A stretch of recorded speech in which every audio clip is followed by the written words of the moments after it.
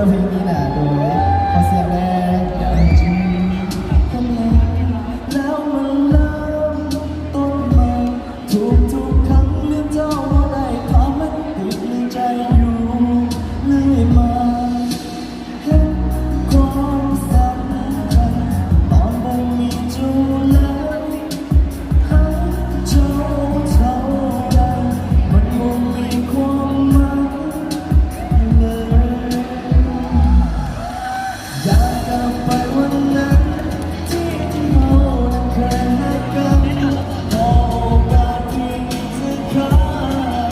จะเลือกดีทุกอย่างอยากกลับไปยืนอยู่บนนั้นให้เจ้าเห็นหากจะเลือกกัน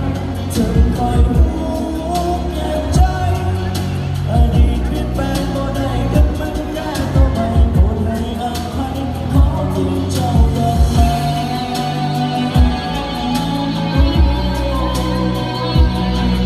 สุดท้ายแล้วไปมองไปมองอย่างเดิมเพลงนี้ก็เป็นเพลงของไอดีในวันที่ถึงเราใครมองได้รับของโซ่ดูในวิธีการโฆษณาที่เราจะไปตั้งใจมองมากขอเสียงแรงขอเสียงแรงอยากกลับไปวันนั้นที่เรานั้นเคยรักกันขอโอกาสที่จะข้าจะเห็นทุกอย่างอยากกลับไป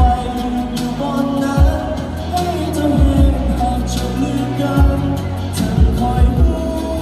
แก่ใจอดีตเปลี่ยนแปลงบ่ได้ก็มันยากก็ไม่โปรดให้อภัยขอเพียงเจ้ากลับมาที่เราเคยรักกันขอโอกาสที่จะข้าอยากให้ใครอยู่ก่อนรักเธอเหลือเกินใจอดีตเปลี่ยนแปลงบ่ได้ก็มันแก้ตัวใหม่โปรดให้อภัยขอเพียงเจ้ากลับมาเก่งหลายทุกคนของใจที่มองสวยโอ้ทุกคนงานเลยทีมงานทุกคนครับ